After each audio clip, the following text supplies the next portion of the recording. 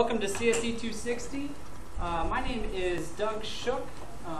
So I guess I should start off by saying I'm not a doctor, so please don't call me Dr. Shook. More appropriate thing to call me be Master Shook. Nobody ever calls me that. I don't know why. Professor Shook is great, so please call me Professor Shook. Let me tell you a little bit about myself to get started here. Oh, that's Master Shake, not Master Shook. Sorry, wrong picture. The only thing you really need to know about me right now is that I absolutely love my job. I am so excited to be here. I'm so excited to work with all of you over the course of this semester.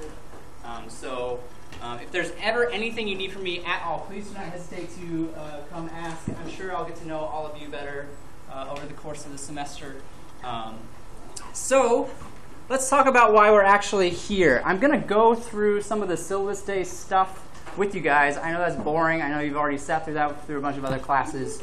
But I'm going to do things a little bit differently in this class. So normally I would try to skip through that syllabus day stuff as much as possible. But I'm going to spend some time on it because there are some things that are being done differently.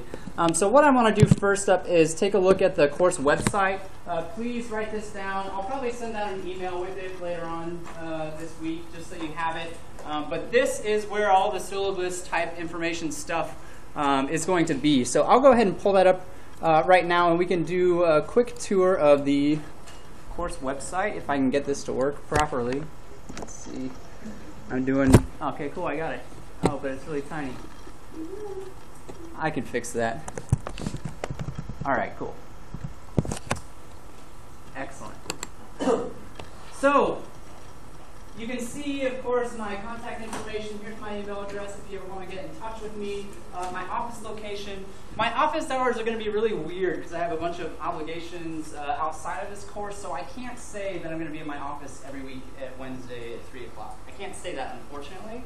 But I will post my office hours on a weekly basis and let you know when I'm going to be there. I will have at least 3 office hours a week, hopefully more. I like having lots of office hours. If you've ever been in my class before, you know that I like having lots and lots of office hours. So you can see I've already posted office hours here for this week and next week, and apparently I'm horrible at HTML, whatever. This isn't that class, so it doesn't matter. Textbook. I do want to talk to you about the textbook. It's a digital textbook. It's online, so it's not in the bookstore.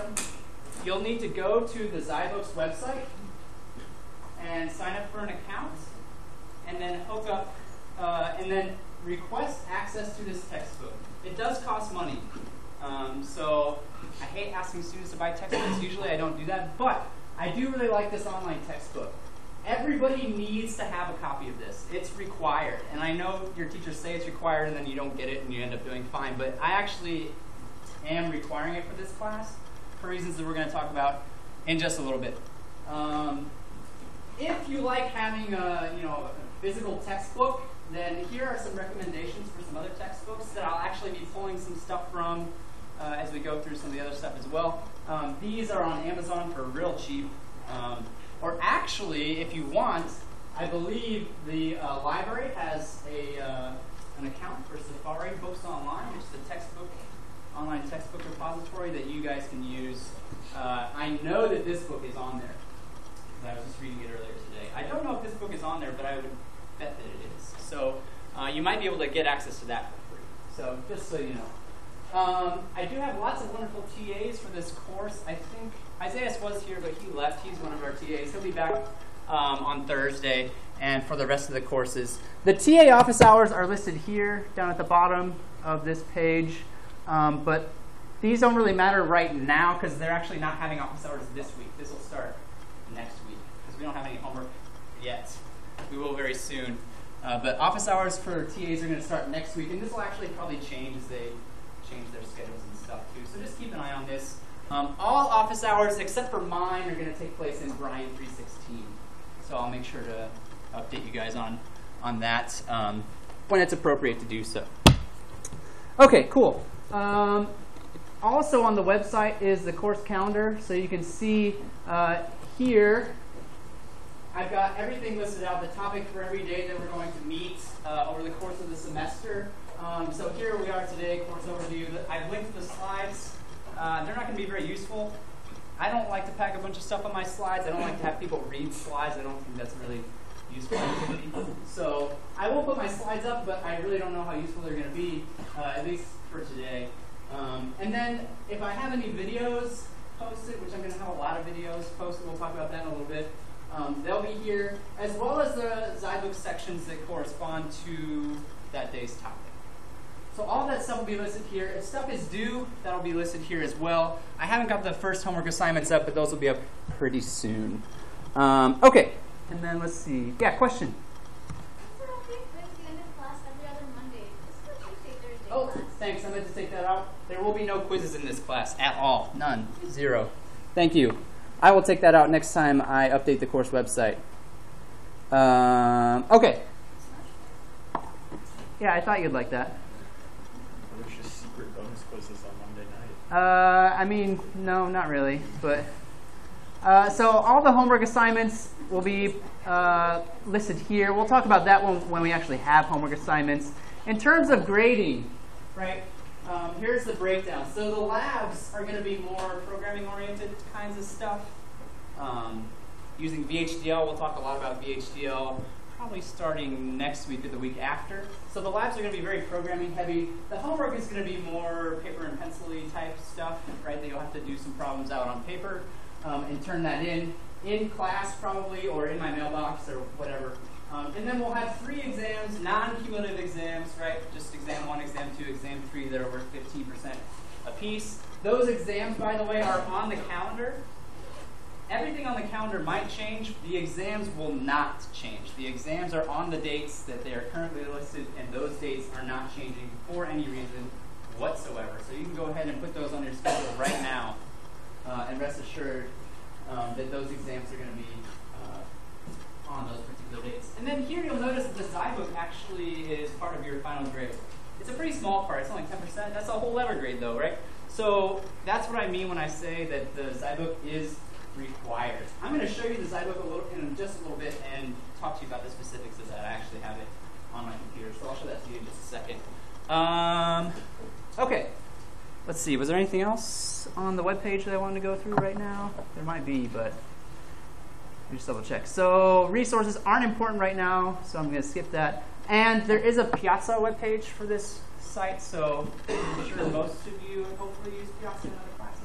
Yes. So please go ahead and register for the Piazza section whenever you get a chance. I'll probably send out an email reminder about that later on this week. Any questions about what we've talked about so far? I know I kind of skimmed over some stuff. We're going to double back and cover it in just a minute. Any questions so far? Cool. All right. So let me switch back to my slides then. Get this out of here. What was it? Control-Shift-P. Perfect. So grading, we already covered that. Awesome. Already talked about that. All right. Let's talk about these lectures. The lectures in this course after today. Today is going to be kind of a traditionally lecture-y kind of day, sort of. After today, I'm not going to talk to you guys for 90 minutes anymore. It's not going to happen. So what we're going to do instead is when you show up on Thursday and every day after this, I'm going to see if anybody has any questions about anything at all, whether that be homework assignments, whether that be the assigned reading from the textbook, whatever the case may be. If you guys have questions, we'll talk about those. If you don't have questions, I'll probably bring some review questions for the material that you were assigned, right? So it'll be kind of like a quiz, but it's not for credit. You just get to practice. It's just free practice time. The TAs are going to come. They're going to help you out with the questions, and it's basically going to be sort of like an office hours kind of feel in here, except for with the entire class, right? That's kind of the idea behind this. For those of you who really like the sound of my voice and want to listen to me talk about stuff, I'm going to post videos. I'm going to post videos online that cover the material that's in the Zybook. So I've already posted the videos on the calendar page. I just had that up. So you saw those videos. They're just on YouTube. Yeah, so here are 4 videos. Whoops. Well, you saw it for a second anyway. They're on YouTube. They're pretty short. I'm trying to keep each video under 10 minutes. Any longer than that, I feel like you guys are going to get bored. I'm going to get bored talking about that stuff for longer than 10 minutes at a time. right? So they're pretty short videos. You need to watch the videos before you come to class that day. The review questions that I'm going to ask you are going to be on the videos, right? And on the stuff in the textbook. So you need to watch the videos and do the stuff in the book before you come to class. If you don't, you're going to have a bad time, right? Yes? Would you recommend reading the book or watching the videos first? It's really up to you. You know, for some people, they don't want to watch the videos at all, which is fine. You are responsible for the material in the videos. If it were me, right, I would watch the videos first and then probably do the material in the textbook. I haven't shown you the textbook yet. It'll make more sense when I show it to you. But it's really up to you. I'm doing this because everybody learns in a different way. So I'm trying to provide you multiple avenues to get access to the material so that you can learn this stuff in the way that makes the most sense to you, right? If you like hearing people talk, you can watch the videos that I make. The textbook's very interactive, so if you learn better that way, you can do the stuff in the textbook. If you like sitting down and reading a book cover to cover, you can go find one of those books and read it. So whatever the case may be, if you like doing practice problems, then come to class, and we'll do lots and lots of practice problems in class, right? So choose your own adventure in a sense. That means that coming to class on Tuesdays and Thursdays is not required. So if you're going to come and goof off and surf Facebook for 90 minutes, then don't bother coming. I don't want you here, right? If you come, I want you to be ready to ask questions and be asked questions, right? Be able to answer the questions that I'm going to ask you. If you come, I want you to have watched the videos and or done the stuff in the textbook so that you have some idea of what we're talking about that day before you get here, right? I don't want you to just show up and try to learn it as you go. It's not going to work if that happens. And if that keeps happening, you know, over the course of the semester, then we're going to have to revert back to the boring, I talk at you for 90 minutes, and I don't think anybody wants that. I don't want that. Also, because I am so addicted to streaming lately, I'm actually streaming right now. This is being broadcast on YouTube this very second, and I plan to do that for all of the sections for the rest of the semester. So there's a chat box on there. If you want to watch this from your dorm room, from your apartment, you can send me questions over chat. I don't know how often I'll be able to check it. I have it open right now, right? So I'm not looking over at it every single second, but I will try to check the chat every once in a while. If you have any questions, you can submit them that way.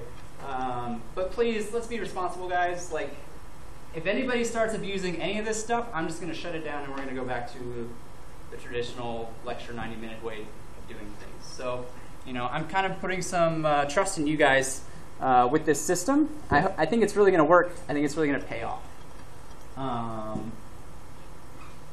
And I apologize in advance. My streaming skills, my video making skills are not the greatest right now, but I am getting better at it. So I expect the quality of my videos to get better as the semester goes on. The ones that I posted today are kind of iffy. It turns out streaming video games is a lot different than streaming slides. Go figure. You know, it's a learning process, and I'm trying to get a better microphone and a better camera too. So if and when I get those things, the stream should get a lot better. Are there any questions about that? I know that's kind of different, kind of not what you're used to in these sorts of classes. Anybody have any questions for me about that? Yeah. How will you find my stream? That's a great question. I will go ahead and link it on the course webpage. I should have done that before class. That's a great question. I'll link it on the course webpage. Also, if you click on the videos, right, that should take you to my YouTube channel, and the stream is on that channel, so you should be able to find it that way too. But I'll add a link to the course website. Any other questions? You all good? All right, cool. Let's see what else we got. Where are we? What am I? Oh yeah, the Zybook. Let's take a look at this Zybook. Let me show you how it works. So I have the instructor copy. Your copy is going to look a little bit different than this. Let's see. I think I'm done with this, so I'm going to close it out and bring this tab over here. Your copy is going to look a little bit different than mine since you'll have the student edition, not the instructor edition. But this is our textbook for the course. So I click it and I open it up. Here is a quick and easy way to actually actually sign up for this thing. So you have to register for an account, enter this code. This code is on the course website. It's on the very front page of the course website. They'll ask you to pay for it, right? And then you'll see the sections over here, the table of contents on the left side. So we're going to start with number 1, of course. And for Thursday, I think I asked you to do sections 1.1 through 1.5, right? So the first few sections is what I've asked you to cover. And if you click on one of these, 1.1's the boring, why do this stuff, blah, blah, blah. It's not boring. I shouldn't say that. But you know what I'm talking about. You know, actually, that's not a great section. Let's do this one. Yeah, so if I click on, you know, this section, you see that it actually is all interactive. It's not a giant wall of text. It's not really a textbook, right? It covers the same stuff that a textbook would, but it does it through interactive web apps and stuff like that. So it's actually exercises for you to practice. And the stuff that we do in class is going to be kind of similar to these exercises as well. So really, I just want to get you guys as much practice as humanly possible via the textbook and in class. I can see who has done these particular problems. So down here, you see there's a bunch of yes or no problems, right? I can see who has answered what. I can see who's completed what sections.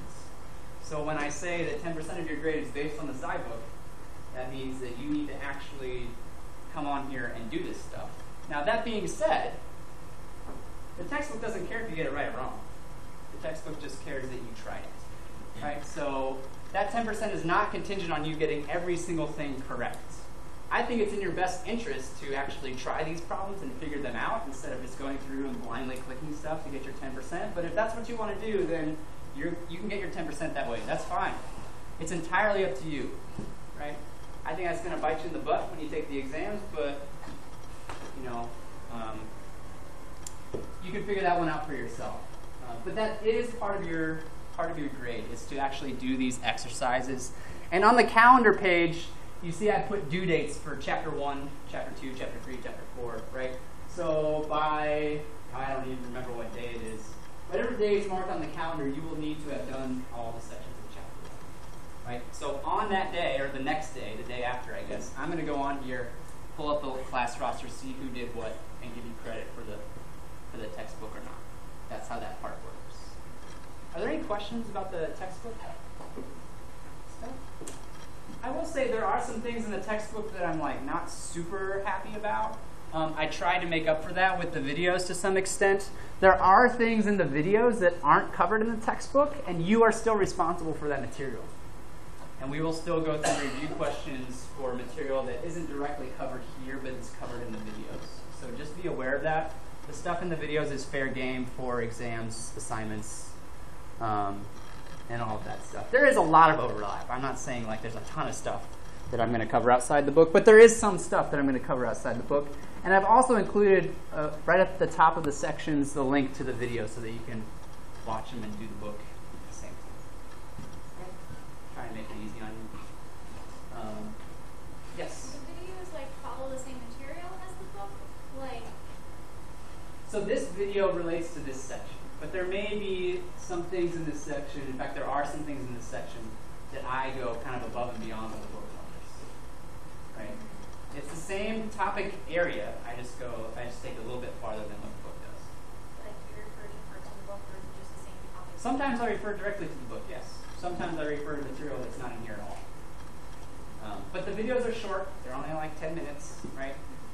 You can skip around, it's YouTube, right? You can. Either is a superset of the other. The video is a superset of this stuff, for It sure. doesn't replace it. What's that? It doesn't replace it. Well, no, you have to do these. That's part of your grade. The SciBook is part of your grade. So you have to do those. Yep. Any other questions about the textbook, video, lecture stuff? Do you guys like this idea? Does it sound like a good idea? Okay, good. Yeah.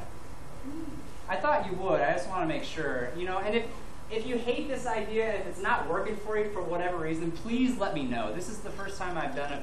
I've done parts of this in my classes before, but I've never gone all in on it like I'm doing now. So, you know, I need your feedback. Your feedback is very important to me. If you hate it, let me know, right? It can even be anonymous. Make an anonymous YouTube account and write me crappy comments on the videos. Right? If that's how you need to get your point across, then please just let me know how to make it better. You know, if you want to say this stuff's crap, that's fine, but tell me how to make it better so that I can actually do something about it. Right? That's all I ask. I know people need to let out their frustration sometimes. I totally get it. It helps me if you can tell me how to make it better at the same time. And I will do my best to try and accommodate those kinds of things. Cool. What else is there? I think that might be about it. Let me see. I think that's it with the Zybook anyway. So let me close this out and go back to my slides here.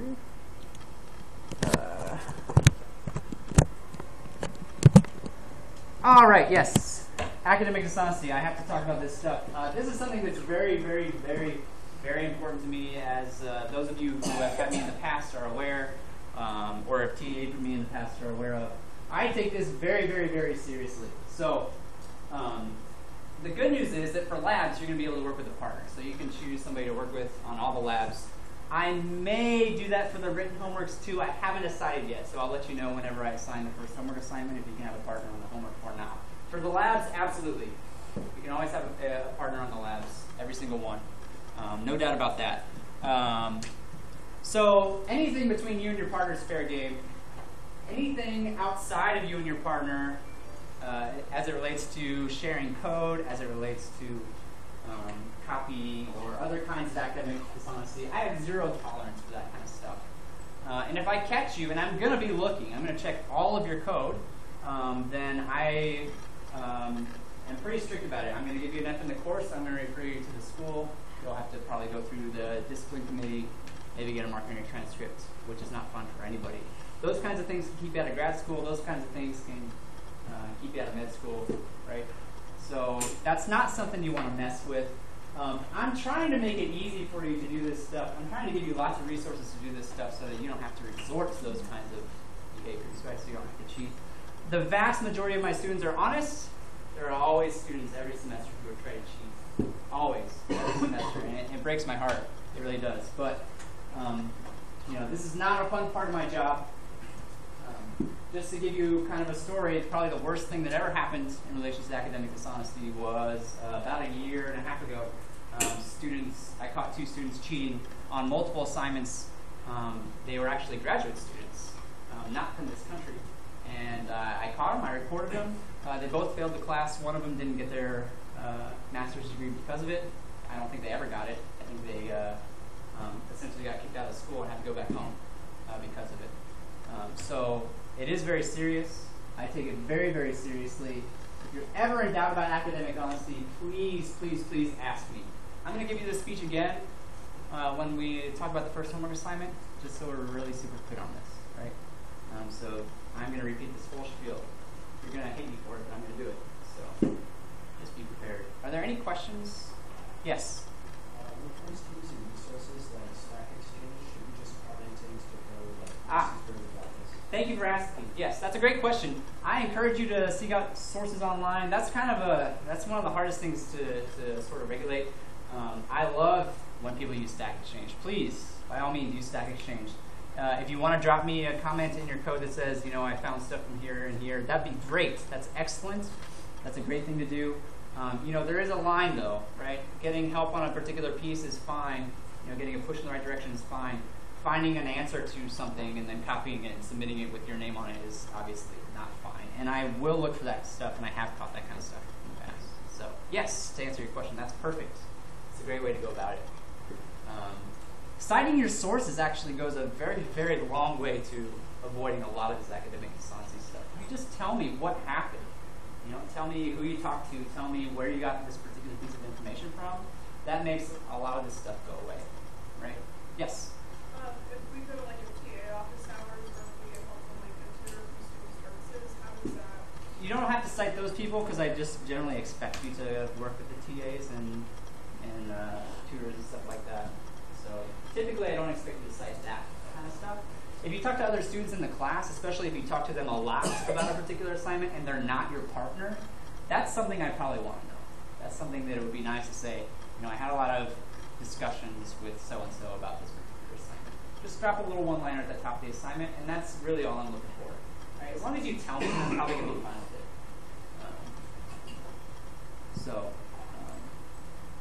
Yeah, and like I said, if you're ever in doubt about anything, please ask me. Ask me, and I'll be happy to clarify this in how to write. Any other questions about this stuff? Yes? This isn't about... Yeah, that's fine. Homework will be turned in like here in class on Blackboard or... Oh, yeah, so for the programming stuff, for the programming assignments, you can turn those in. You're going to have a repository, so you can turn that stuff in your repository. We'll explain all that stuff when we get to it. You will have to demo your homework assignments to either myself or the TAs in office hours. And there's usually going to be a report component involved with these as well. We're going to be talking about circuits a lot, so I'm oftentimes going to ask you to draw your circuit diagrams and stuff like that. You'll have to turn that in with your code. So that stuff, I mean, the due date is going to be class time, 4 o'clock on Thursday, for example. But if you, I mean, since class is very much optional, if you want to stick it in my mailbox, that's fine, right? If you want to come to my office hours and give it to me in person, that's fine. If you want to shove it under my door, that's fine. You know, as long as I get it by the deadline, that's all I care about. It doesn't really matter how it gets to me. Yeah. I know you can't tell for sure, it varies by person, but like ballpark range, approximately like how many hours should we be spending outside of class on work for this class? Yeah. So the general rule of thumb that I hear thrown about is, you know, if it's a 3-credit-hour course, you should expect to spend 3 times that outside of class. So that'd be 9 to 10 hours, right? Typically. It does vary much depending on the person. I would say that if you're spending a lot more than that amount of time outside of class on this class, you should definitely be coming to office hours and talking to me about it, because that's an indication that something's not quite going as smoothly as I would hope. So please take advantage of the resources. I love when students come into office hours. Please come to office hours. It makes my day when students come to office hours. Please ask questions on Piazza. Those people who've been TAs for me in the past will tell you that I'm lightning fast when it comes to answering Piazza questions. Unless I'm streaming video games online, then it takes me a little longer. But yeah, any other questions about administrative stuff right now before we dive into some actual content kinds of stuff? Okay, cool. I think that's all the administrative stuff. Let's see. Yeah, awesome. So let's get into why we're actually here. Today is going to be kind of lecture-y, but like I said, this is really the only day it's going to be super duper lecture-y like this. So let's talk about a problem. We want to compute things, right? We have equations. We want to compute them. We have other stuff we want to compute. Whatever the case may be, it doesn't really matter what we're trying to compute. We just got a lot of number crunching we want to do, right? So what are the essential pieces that I need in order to be able to compute things? And try to make it as general as possible, right? If you have a computer in front of you that can do all kinds of stuff, it can compute lots of things. But not everything on that computer is essential. There's a lot of stuff on a computer that's really nice to have, but not necessary when it comes to actually computing data, right? Crunching the numbers. So if I'm just focused on what do I absolutely need to crunch some numbers, what are the essential pieces? What is the simplest computer that you can actually conceive of? Take a look at your computer and strip everything away that doesn't absolutely have to be there. What are you left with, right? Take a few minutes, talk to your neighbors, and then we'll go over your answers in, let's say, 5 to 7 minutes. Okay?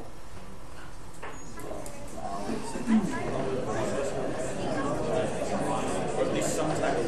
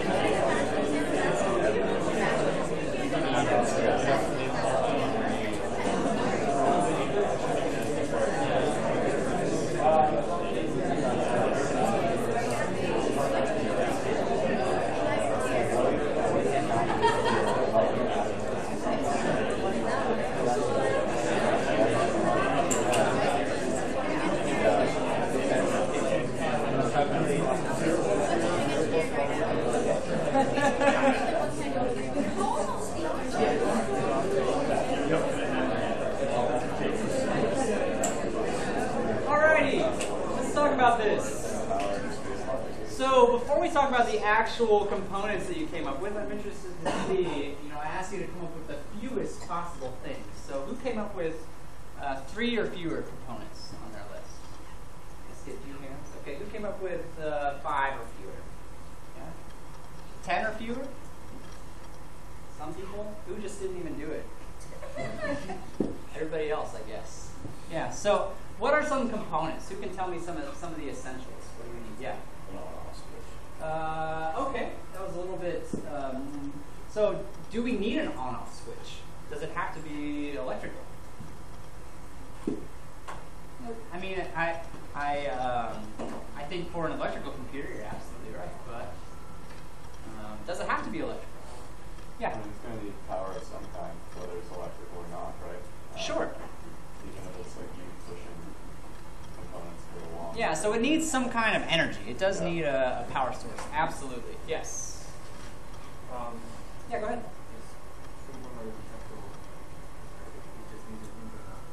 It does need some form of input and output.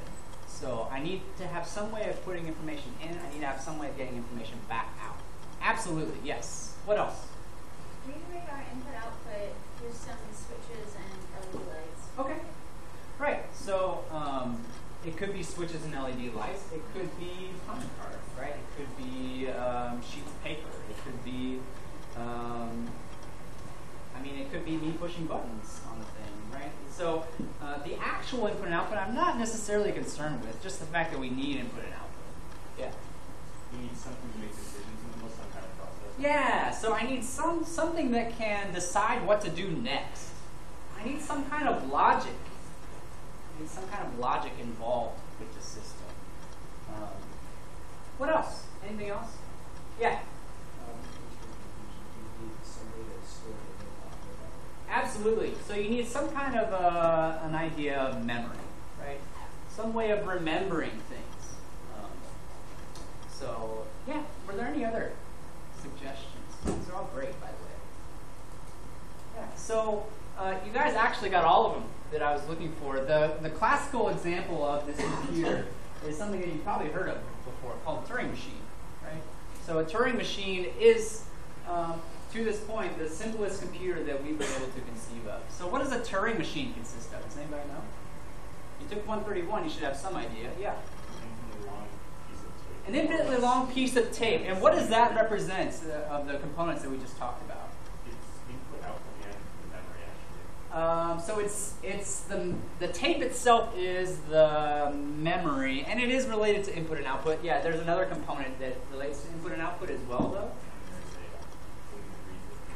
There's a head, right, that can examine the values on the tape and erase and write new ones on it if it wants to, right? So the tape and this head that can read the tape, that's input and output and memory, right? What was the other component that we said was really necessary?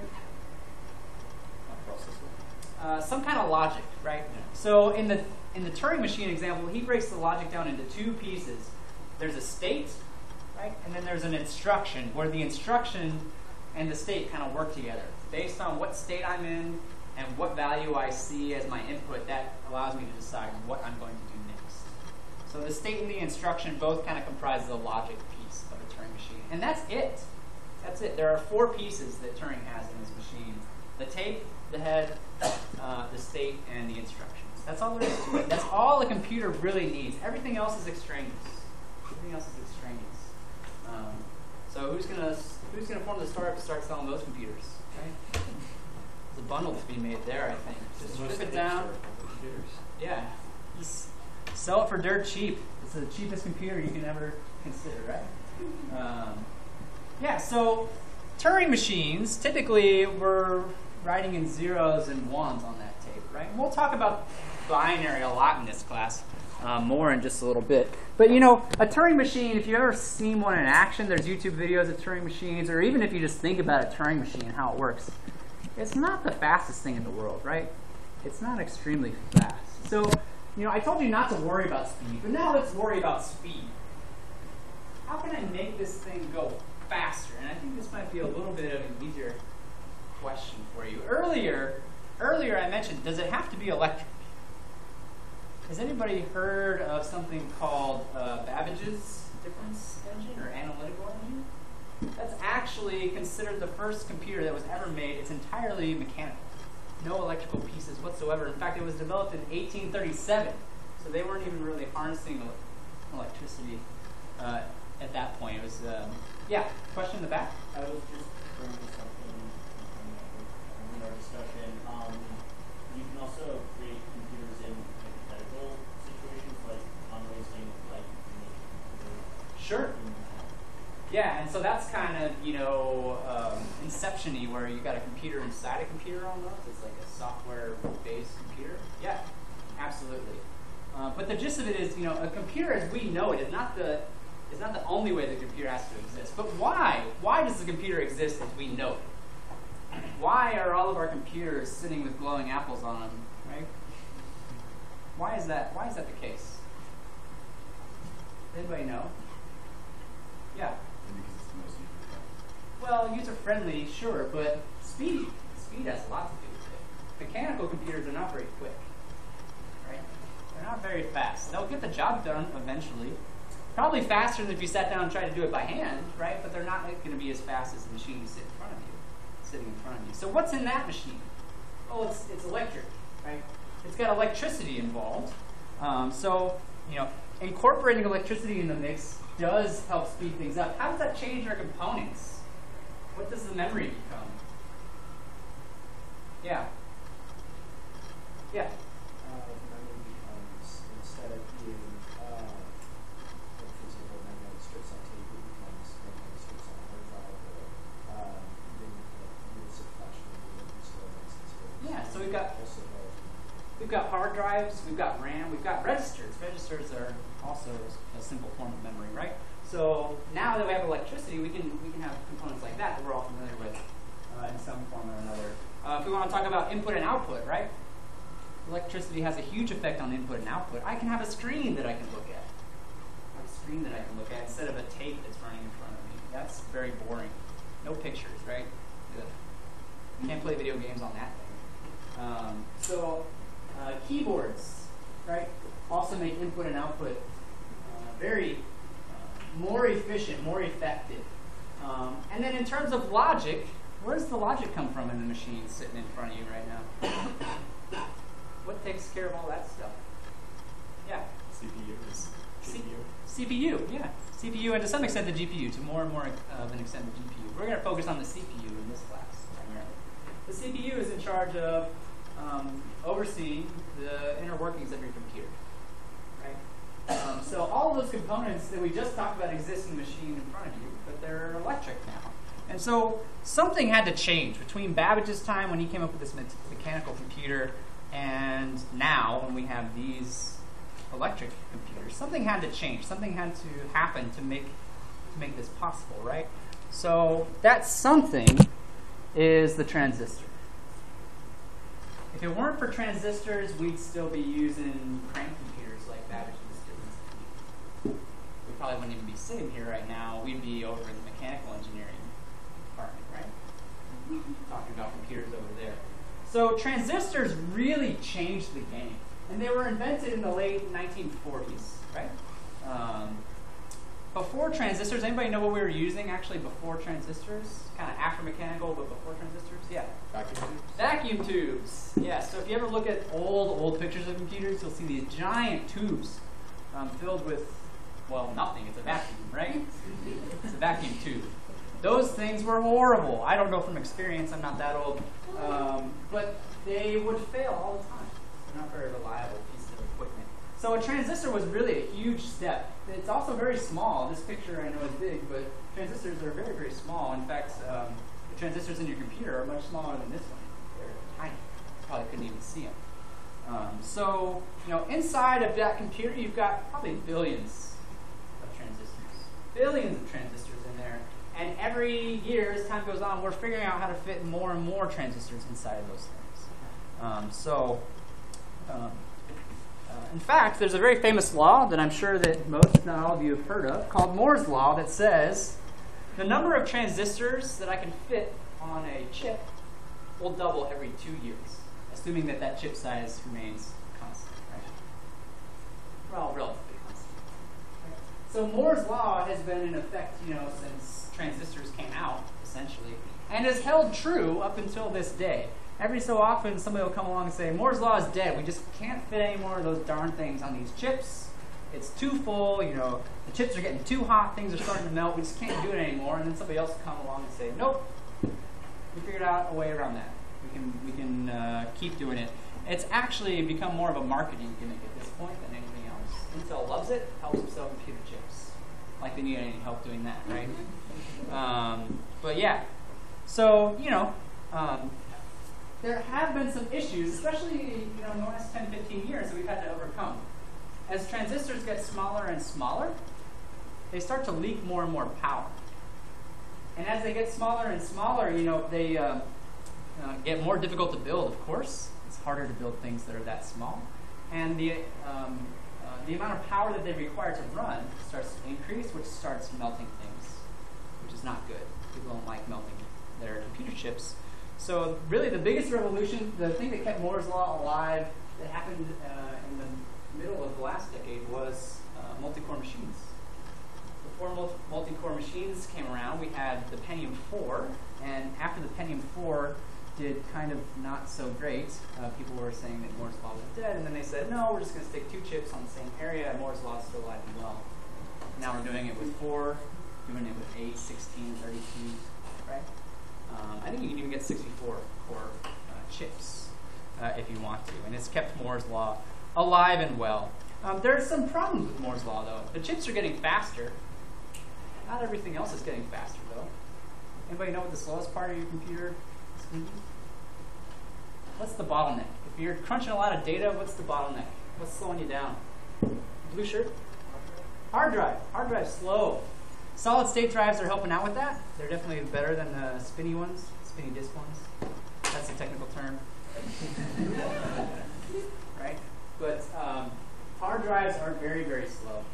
And in fact, they're so slow that the speed of our chips is well eclipsed the speed of any hard drive that exists. So in some sense, it doesn't matter that Moore's law has made our chips has gotten our chips to be so fast because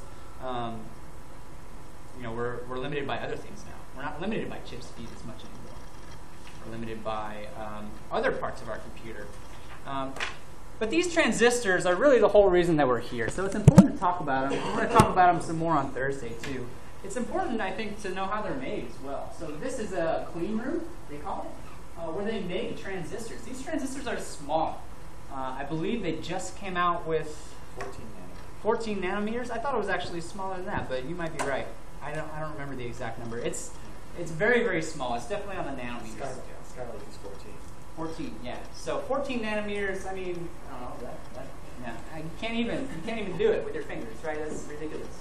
It's really, really, really, really small, and so they need these clean rooms. These clean rooms are a must because even though we can't see it with our eyes particularly well, there's all kinds of stuff floating around in the air. Right? All kinds of dust and other particles floating around in the air around us. If one speck of dust lands on a computer chip while they're making it, it's done. That chip is over. Right? That speck of dust is probably as big as hundreds of transistors that are on that chip. Right? It's probably orders of magnitude larger than the transistors that they're trying to fabricate. So these clean rooms exist. For the processing of transistors, you have to put on these funny suits, right, to make sure that you don't bring in anything. They have to use special heating and air conditioning vents in there to make sure that they're not directly connected to the outside world. There's some kind of a buffer in between, so they're not bringing in particles from outside into these clean rooms, so that they can actually manufacture these things. And interestingly enough, every time you hear about the transistor size getting smaller, they have to build a new one of these. So when they build these giant plants, Intel builds these plants, right, to manufacture chips. That's their business. That's their job. It costs billions of dollars to make those. Well, maybe not billions, but certainly millions, probably billions actually, to build a facility like this. And every time they come out with a new transistor technology, every time they make the transistor smaller, they can't use the old facility anymore. They have to build a new one. They have to start over again, right? Because the equipment changes in order to make it that small. So it's a very complicated process. I'm not going to go into huge details about how it works, but just to give you kind of the quick and dirty overview of how these chips are actually made.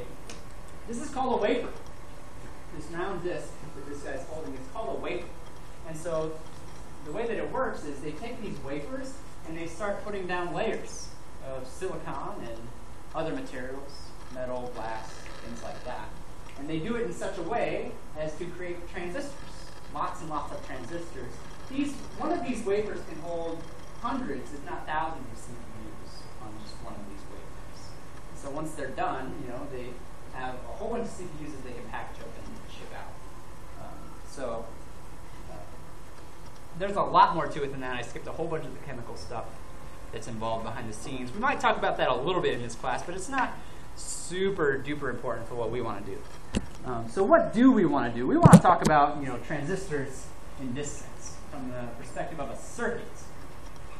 Right? That's what we're interested in. So here is a couple schematic diagrams for transistors. These are actually, I noticed this before class, so we're going to kind of switch it out. These are actually not the right schematic symbols that I would like for you guys to use. The real ones are on the video and in the textbook. So sorry about that. I'll try to fix that later. But these are good enough for our purposes. They do label the three parts. You see base, emitter, collector, or you might also see them, for our purposes, I'll actually probably more often call them the gate, the drain, and the source. Right? We'll talk about this a lot more on Thursday. So don't worry about it if this is confusing to you right now. But what you should take away right now is that there are two different types of transistors. You can see here I've actually got two different types. One of the textbook sections goes through this. One of the videos goes through this. So I'm going to let you take a look at that for yourself, and we'll talk about it in more detail on Thursday. These transistors are used to build logic gates. So I'm sure you're already familiar with Boolean logic through your earlier programming classes. Ands, ors, nots, right? Maybe you've even seen an exclusive OR somewhere around, probably, right? When you learned about those in 131, you were doing that in software. That was Java handling the ands and the ors, right? That was all taken care of in software. In this class, we're talking about hardware. We're talking about physical things that actually exist. But they do the same thing. Right? They work the same way. I give you two inputs, two binary inputs, and I get a binary input back out. Or in the case of not, it's just one. Right? So the same general process. Everything that's in your CPU is made up of these gates. And these gates are made up of transistors. So a CPU is literally just a little piece of silicon that's lots and lots and lots and lots and lots of transistors sequenced together in such a way to make your entire computer do what it does. It's pretty amazing if you think about it. So what does it do? Right? We talked about logic when we were talking about our very simple computer, right? That was one of our pieces that we needed. We needed some form of logic. And so by logic, I mean, I can choose what to do next, but logic can also help us do arithmetic. I can do addition with these gates. I can do multiplication with these gates. I can do square roots. I can do all kinds of computations using just these gates. Believe it or not, these simple gates can be sequenced together in such a way that you can do all kinds of mathematical operations. And we're going to see how to do that in this class. So that's one thing that we use gates for. We also use gates for storage. So that was another piece that we talked about as being important, right? Was storage. This is called a flip-flop.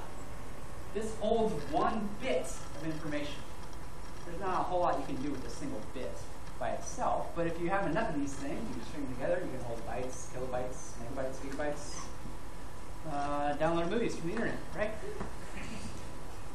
So you can see logic gates can be used not just to perform computations, but also to store things in memory. So those are two big chunks that are taken care of by basically one thing, one set of things, perhaps a better way to say it. We're going to spend a lot of time talking about these logic gates. We're going to spend a lot of time drawing these kinds of circuits and examining how these kinds of logical circuits work in this class. In fact, that's pretty much the entire first part of the course up until exam 1 is learning how these gates actually work, drawing lots of circuits based on these logic gates. We're going to talk about storage as part of exam 2, the second section of the class. So, you know, kind of the bit 3, that's a horrible pun, but I made it, so deal with it. We've got transistors. Those are the workhorse of our computer. Right? Everything the computer does goes through a series of transistors. We've got logic, which is the law of the land. It tells us what's going to happen next, tells us what we're going to do. And then we've got binary, which I haven't talked about a whole lot yet. It's the language that all this stuff is happening. Why binary? Does anybody know why binary? Why? I mean, humans, we like base 10 a lot. So why binary? Yeah. So you can just simply break down electrical signals into high and low. Yeah, so that's got a lot to do with it, right? If you think about it, if I give you, 10 things, is it easier to distinguish those 10 things from one another, or is it easier to distinguish 2 things from one another? Right? Now, you're a human. You might say, oh, I can distinguish 10 things pretty easily, depending on what those 10 things are, right? And you might be right. But you're also a human. We're talking about computers. So a more accurate way of thinking about the problem is, what if you close your eyes, plug your ears, right? You get rid of all your senses except for maybe one, and instead I start squeezing your arm in different ways, right? Can you then distinguish between 10 different levels of me squeezing your arm? That's a lot harder problem, right? Can you tell whether I'm squeezing your arm or not? Yeah, you can. Binary is simpler. Binary is simpler to detect what's actually going on. That's true for humans as well as computers, right, to some extent. So we're going to talk a lot about binary in this class. A lot about binary. Excellent. Any questions so far? Just a little bit left. So the last major important component of this course is design. How do we actually design these things? How do we come up with these kinds of circuits? If I want to make a computer chip, what do I have to do? What are the steps that I need to take to make that happen? This may not look like it, but this is actually from a long time ago. I think it's from, what year? Do I have it written down? I don't. Sorry. At least 50 years ago. This is not printed. This is hand-drawn. Somebody drew this. This is a 4-bit CPU. So our current CPUs are how many bits? 64. So, we've made a few leaps since then. Right? This is a 4-bit CPU drawn out by hand. Do you want to do that? Good, because we're not going to do that in this class. We don't do that anymore. But that's how it used to be done. People used to have to draw these things out by hand. Well, actually, I have drawn a very significant chunk of a computer out by hand. Not to this level of detail, of course, but most of these pieces, at any rate, at some point or another. So, it's easy to make mistakes with this, right? I think you could see how it would be very easy to cross your wires or forget to draw something in there. And then what happens? The chip is worthless. The chip doesn't work. Right? There are some very famous examples of old school design going bad for similar reasons. A more recent example than this one, though still somewhat old, is 35 years ago or so. The Apple III came out in 1980. Does anybody know the story of the Apple III? No, it's a good one. The Apple III, they really messed it up. In terms of chip design, they didn't get the clock right. So the thing that was actually keeping the time inside the computer didn't work. So if you had anything that was dependent on time at all in the original Apple IIIs, forget about it.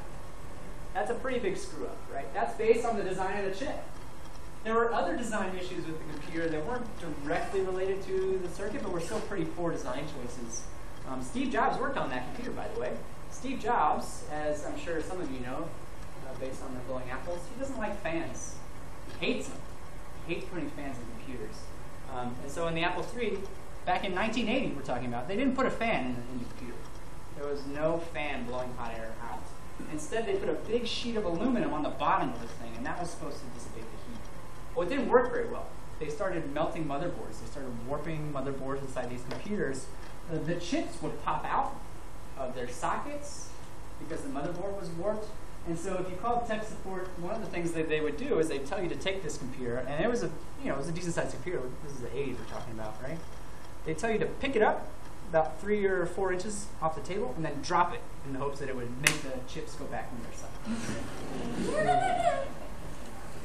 That's a pretty bad design choice, right?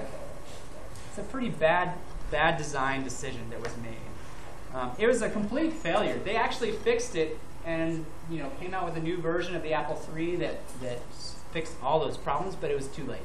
People had already moved on. So, design decisions have serious effects. Imagine if those computers were used for something more than personal computing. Imagine if that was a computer that was in an airplane or in a hospital. That would be really, really, really bad. We can't take those kinds of risks anymore. We can't do that. So how do we do it now? Well, now we use computers. We use computers to design computers. Now, that's kind of a luxury for us. They couldn't really do that back then. Computers weren't powerful enough to design things as complicated as computers back in the 80s so much.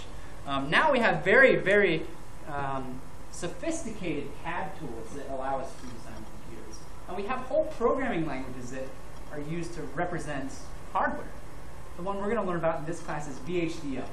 Right? So it's a hardware description language. We're going to talk about that starting next week or the week after. There are other ones that you may have heard of, but we're going to use VHDL.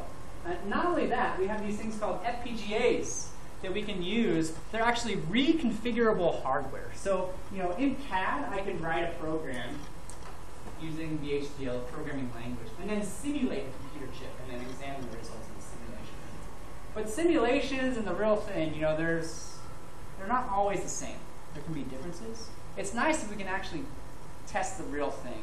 But remember building chips. Right? Remember this stuff? It's not cheap. Building chips is expensive. So going through this process is very, very expensive. So what we have at our disposal today are FPGAs, which stands for Field Programmable Gate Array. It's reconfigurable hardware.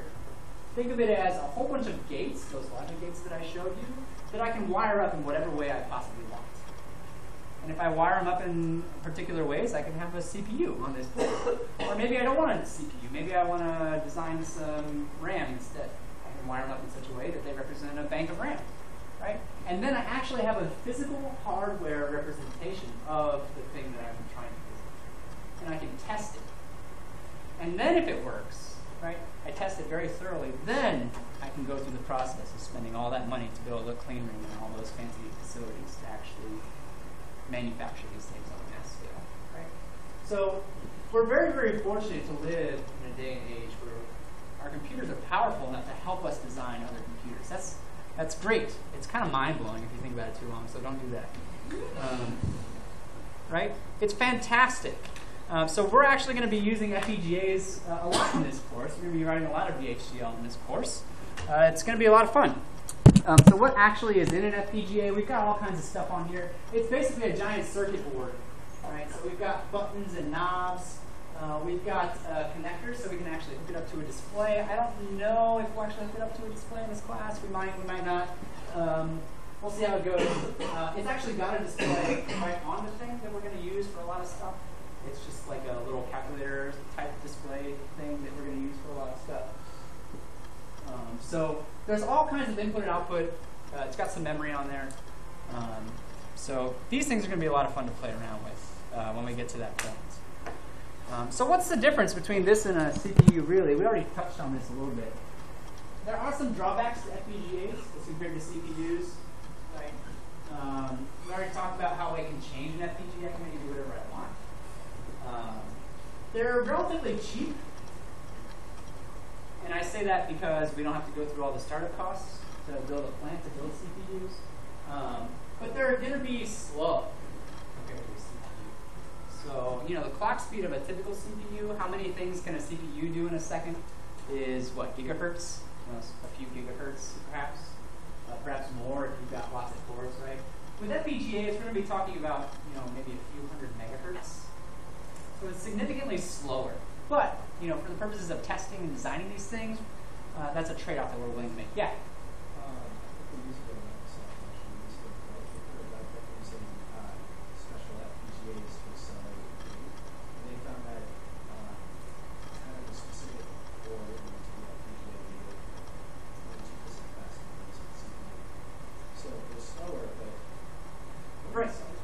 the nice thing about FPGAs, and I'm glad you brought this up. I haven't read that specific paper, but I've read similar papers where people use FPGAs to accelerate particular operations. The reason that FPGAs can do that is because if you think about it, in FPGA, it's just got a whole bunch of logic gates on there that I can wire up however I want.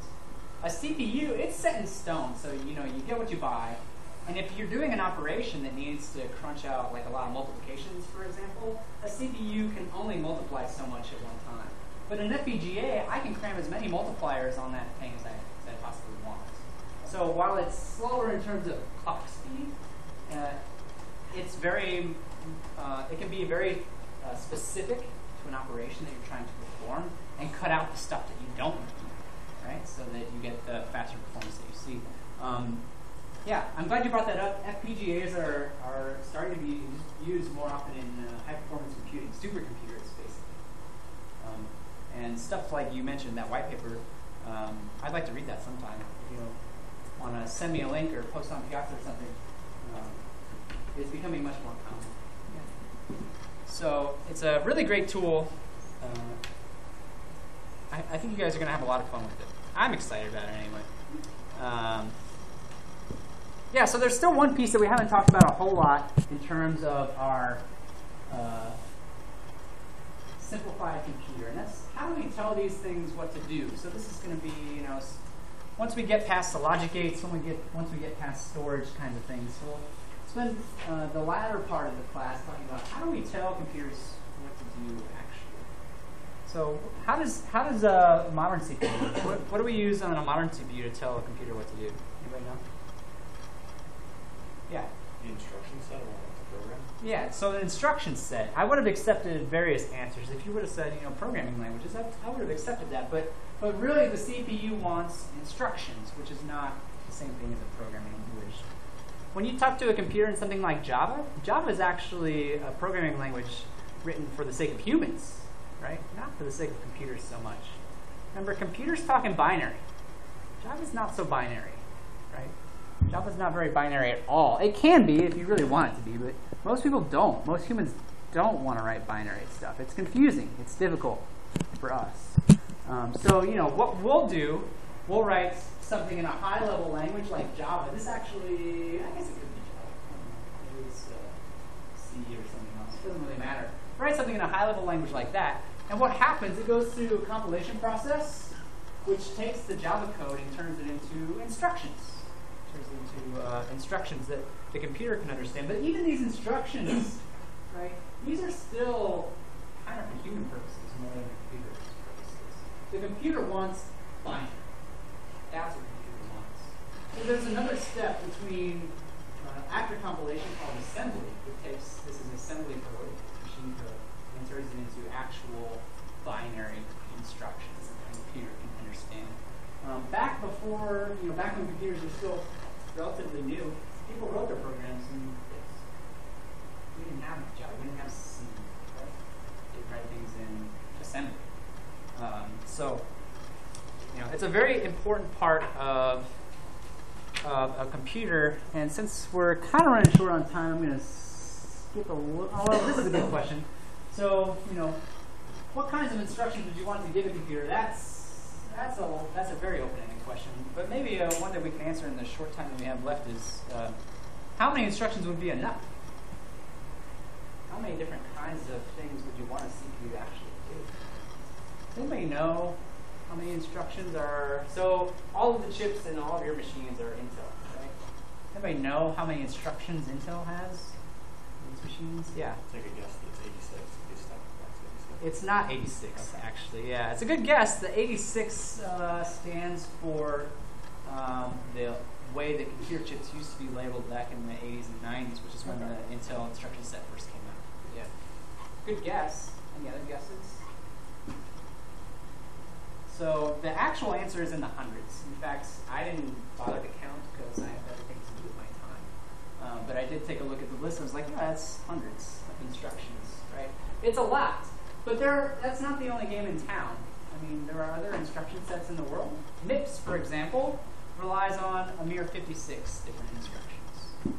So, that's something that we'll talk about towards the end of the class. So just kind of give you a breakdown. We sort of did an overview of everything that I wanted to talk to you guys about this semester. Part 1, everything up until the first exam is going to be transistors and combinational logic, so logic gates. Part 2 is going to be sequential logic, which deals a lot more with storage types of things, and also computations, like additions, multiplication, things like that. And then part 3, we're actually going to start talking about how, if we wanted to create a CPU, what would we need to do that? And what are the steps that we would need to take to make that happen? So I've got some things for you to do for next time, right? For next time, you need to get your Xi book. On Thursday, we're going to talk about the first 5 sections, like I showed you. So please, get that before Thursday. Take a look at them. Take a look at the videos. There's only 4 of them. They're about 10 minutes apiece, like I said. It's not going to take you too long to go through that stuff. Yes? We can actually read the first chapter of the Xi book without audio. That's correct. You can, you said? Yeah. So, yeah, so if you're still not sure if you're going to stick around, like you're in the drop out period, right? Then that'll get you by at least for the first couple days. Thanks for pointing that out.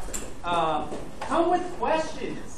If you guys don't come to class with questions, this isn't going to work too well. So please, come with questions to class so that we can talk about it. And then sign up for Piazza, right?